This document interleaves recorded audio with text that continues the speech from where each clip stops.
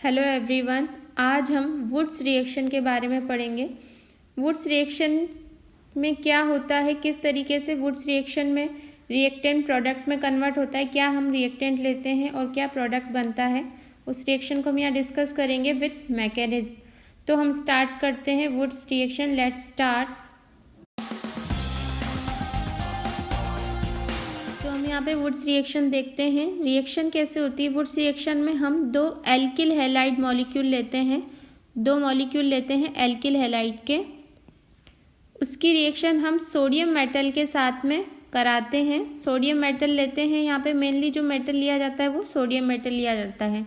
और यहाँ पे जो सॉल्वेंट होता है वो हम यहाँ पे लेते हैं ड्राई ईथर। ठीक है, ये ड्राई ईथर हमारा क्या है? ड्राई ईथर है सॉल्वेंट, ये हमारा सॉल्वेंट है। ठीक है, और यहाँ पर ड्राई ईथर ही क्यों यूज़ में लिया जाता है? क्योंकि ड्राई ईथर हम इसलिए लेते हैं क्योंकि अगर इसमें मॉइस्चर होगा ईथर में तो यहाँ पर OH लग जाएगा, X यहाँ से रिमूव हो जाएगा और यहाँ पर OH आ जाएगा, तो ये एक तरीके से एल्कोहल यहाँ पर बन जाएगा।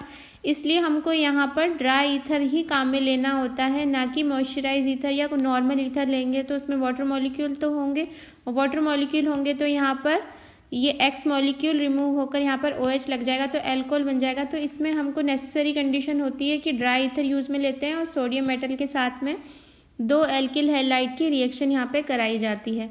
तो अब हम इस रिएक्शन को डिस्कस कर लेते हैं।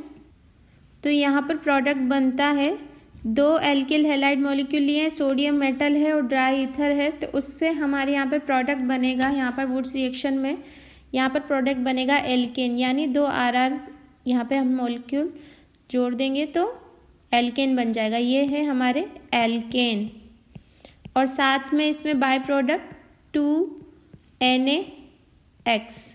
यहाँ पर हम क्या देखते हैं कि ये जो दोनों RR मॉलिक्यूल हमने लिए हैं ये सेम भी हो सकते हैं और डिफरेंट भी हो सकते हैं। अगर हमने यहाँ पर 2RX लिया है तो यहाँ पर ये दोनों सेम ही होंगे, बट कोई रिएक्शन में हम यहाँ पर लेते हैं वुड्स रिएक्शन में तो एक तो होता है हम एक मॉलिक्यूल ले लें, जैसे यहाँ पर हम ले लें कि एक लिया हमने RX और दूसरा हमने R-X ले लिया, तो इन दोनों की रिएक्शन से भी यहाँ पर प्रोडक्ट बन जाएगा और प्रोडक्ट यहाँ पर बनेगा R और ये R-। इस तरीके से यहाँ पर रिएक्शन होगी और इस तरीके से यहाँ पर प्रोडक्ट बन जाएगा। ठीक है, इसके हम एग्जाम्पल भी देखेंगे। ये तो हो गई हमारी मेन रिएक्शन की बात की रिएक्शन क्या होती है। आपको मैं साथ के साथ इसमें एक दो एग्जाम्पल भी बता देती हूँ, उसके बाद हम इसकी मैकेनिज्म देखते हैं। तो हम इसका एग्जाम्पल ले लेते हैं। यहाँ पे लेते हैं, देखो यहाँ पे हमने मिथाइल ब्रोमाइड ले लिया। मिथाइल ब्रोमाइड के अगर हम यहाँ पर 2 मॉलिक्यूल ले लें और यहाँ पर हम सोडियम मेटल और ड्राई ईथर की प्रेजेंस में रिएक्शन करा देंगे तो ये वुड्स रिएक्शन में यहाँ पर इथेन मॉलिक्यूल बन जाएगा। ठीक है, और यहाँ पर ये 2NaBr निकल गया। एक एग्जाम्पल तो ये हो गया, बाकी हम कोई और दूसरा एग्जाम्पल भी ले सकते हैं। यहाँ पर हम ले लेते हैं इथाइल क्लोराइड, ये ले लेते हैं हम CH3CH2Cl। इसके अगर हम 2 मॉलिक्यूल ले लें और यहाँ पर सोडियम मेटल और ड्राई ईथर की प्रेजेंस में रिएक्शन करा देंगे तो यहाँ पर हमारे ब्यूटेन मॉलिक्यूल प्रोडक्ट के फॉर्म में हमको मिलेगा और साइड प्रोडक्ट 2NaCl। ये तो हमने लिया कि यहाँ पर हमने दोनों जो मॉलिक्यूल लिए हैं एल्काइल हैलाइड के वो सेम है। अगर हम डिफरेंट तरीके के मॉलिक्यूल लेंगे तो उसमें डिफरेंट तरीके का प्रोडक्ट बनेगा, तो उसका एग्जाम्पल भी हम यहाँ पर साथ के साथ ले लेते हैं।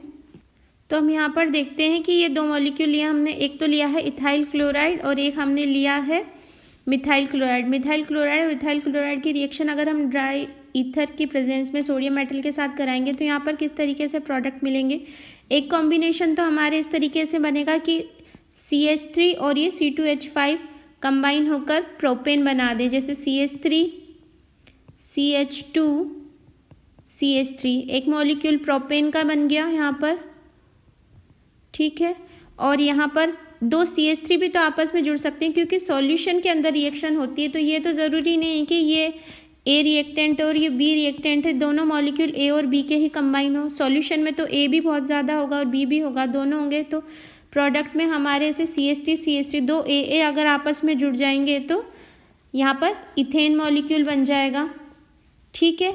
और अगर दोनों BB मॉलिक्यूल आपस में जुड़ जाएं, जैसे C2H5Cl और C2H5Cl के दो मॉलिक्यूल हो, तो प्रोडक्ट हमारे यहाँ पर बनेगा CH3CH2CH2CH3 ब्यूटेन मॉलिक्यूल यहाँ पर प्रोडक्ट के फॉर्म में बनेगा। यानी अगर हम दो तरीके के रिएक्टेंट मॉलिक्यूल लेते हैं तो प्रोडक्ट हमको 3 तरीके के प्रोडक्ट यहाँ पर हमको मिल रहे हैं, ठीक है। तो इस तरीके से वुड्स रिएक्शन होती है। अब हम इसका मैकेनिज्म डिस्कस कर लेते हैं। तो हम इसका मैकेनिज्म डिस्कस करते हैं। मैकेनिज्म में हम देखते हैं कि यहाँ पर हम सोडियम मेटल लेते हैं। सोडियम मेटल क्या है? इलेक्ट्रोपॉजिटिव है। सोडियम मेटल हमारा इलेक्ट्रोपॉजिटिव मेटल है और सोडियम मेटल इलेक्ट्रोपॉजिटिव है तो यहाँ से एक इलेक्ट्रॉन निकल जाएगा और ये Na+ की फॉर्म में आ जाएगा और यहाँ से इलेक्ट्रॉन रिमूव हो जाएगा, ठीक है। अब ये जो इलेक्ट्रॉन है, ये हमारा जो एल्किल हैलाइड हम ले रहे हैं रिएक्शन में, एल्किल हैलाइड में हम जानते हैं कि यहाँ पर जो हैलोजन है, हैलोजन की इलेक्ट्रोनेगेटिविटी कार्बन से ज़्यादा होती है, तो हैलोजन पर नेगेटिव पार्शियली चार्ज आएगा और यहाँ पर जो एल्केन है उस पर पार्शियली पॉजिटिव चार्ज आएगा। और पॉजिटिव चार्ज यहाँ पर है हमारे एल्केन के ऊपर, तो हम क्या देखते हैं कि एल्केन पे पॉजिटिव चार्ज है, तो ये जो इलेक्ट्रॉन है ये एल्केन ले लेगा क्योंकि इस पर इलेक्ट्रॉन की डेफिशिएंसी है और यहाँ पर एक इलेक्ट्रॉन फ्री इलेक्ट्रॉन यहाँ पर प्रेजेंट है। तो फ्री इलेक्ट्रॉन जो प्रेजेंट है ये एल्केन ने ले लिया और एल्केन यहाँ पर एक फ्री रेडिकल की फॉर्म में आ गया, तो ये R फ्री रेडिकल हो गया और ये हमारे X नेगेटिव मिल गया हमको हैलोजन का। यहाँ पे एल्केन है हमारे फ्री रेडिकल, ठीक है। तो यहाँ पर एक तरीके से फ्री रेडिकल मैकेनिज्म प्रोसीड होगी। और फ्री रेडिकल क्या होता है? हाईली रिएक्टिव होता है। फ्री रेडिकल हमारा हाईली रिएक्टिव होता है और आप जानते हैं क्यों होता है, क्योंकि फ्री रेडिकल पे क्या है? अनपेयर्ड इलेक्ट्रॉन है। अनपेयर्ड इलेक्ट्रॉन है, इस वजह से ये हाईली रिएक्टिव होता है। और अनपेयर्ड इलेक्ट्रॉन क्या करना चाहेगा? पेयरिंग करना चाहेगा। पेयरिंग होगी जिससे ये क्या हो जाएगा? स्टेबल प्रोडक्ट बनाएगा। तो हम यहाँ पे क्या देखते हैं कि दो फ्री रेडिकल, दो R रेडिकल जो है आपस में मिलकर, ये दो R रेडिकल आपस में मिलेंगे तो इस रिएक्शन में हम क्या देखेंगे? आपस में मिलेंगे तो ये क्या होगी? डाइमर यहाँ पर प्रोडक्ट हमको मिलेगा क्योंकि दो रेडिकल यानी ये मोनोमर की फॉर्म में है और ये दोनों मिल जाएंगे तो हमको जो प्रोडक्ट मिलेगा वो डाइमर की फॉर्म में प्रोडक्ट मिलेगा।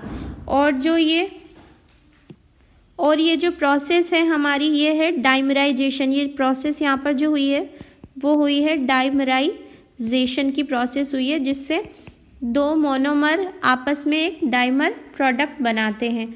तो यहाँ पर जो ये वुड्स रिएक्शन है, वुड्स रिएक्शन में हम क्या देखते हैं कि दो alkyl halide molecule sodium metal की प्रेजेंस में, सोडियम मेटल के साथ ड्राई ईथर की प्रेजेंस में एल्केन प्रोडक्ट बनाते हैं और यहाँ पर 2NaX ये बाय प्रोडक्ट मिलता है।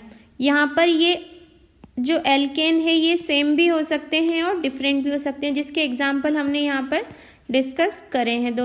तीनों एग्जाम्पल यहाँ पर डिस्कस करें हैं। इसकी मैकेनिज्म हमने देखी है कि सोडियम मेटल इलेक्ट्रोपॉजिटिव मेटल होता है जो एक इलेक्ट्रॉन देता है और ये जो इलेक्ट्रॉन है ये एल्किल हैलाइड में R ग्रुप पे पार्शियली पॉजिटिव चार्ज है तो ये इलेक्ट्रॉन यहाँ पे आकर जुड़ जाएगा और फ्री रेडिकल की फॉर्म में R ग्रुप यहाँ पर रहेगा और दो फ्री रेडिकल आपस में डाइमराइजेशन की प्रोसेस के थ्रू डाइमर यहाँ पर बनाते हैं।